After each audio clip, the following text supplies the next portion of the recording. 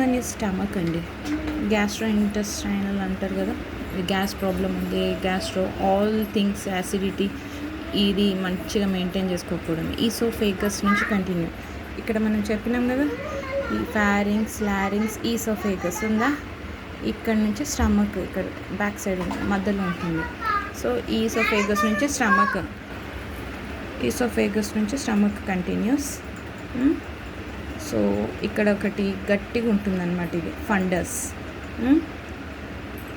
ఇక్కడ చిన్న కర్వ్ ఉంటుంది, అందుకే దాన్ని డిక్రీజ్డ్ కర్వ్ అంటారు. ఈ యారో మార్క్ ఇండికేట్స్ ఇలా కిందికి వస్తుంది కదా, సో డిక్రీజ్. మీదికి పోతే ఇంక్రీజ్. సో ఇది డిక్రీజ్, ఇది increase. So this is decreased curve. ఇగో ఈ కర్వ్ చూడండి చాలా పెద్దగా ఉంది. So increased curve. This is J shaped stomach it is called. C కనిపిస్తుందా, J like. So J shape, not this is stomach will be almost like J shaped one. ఇంకా shape out అయిన వాళ్ళ గురించి కాదు, ప్రెగ్నెన్సీ వాళ్ళు excluded. Pregnancy, mother అవన్నీ different అండి, body మొత్తం చేంజ్ అవుతుంది. Even I experienced. Bile duct opening ఇక్కడ. బైల్ డక్ట్ గురించి నేను మీకు చెప్పాను. ఇగో ఇక్కడ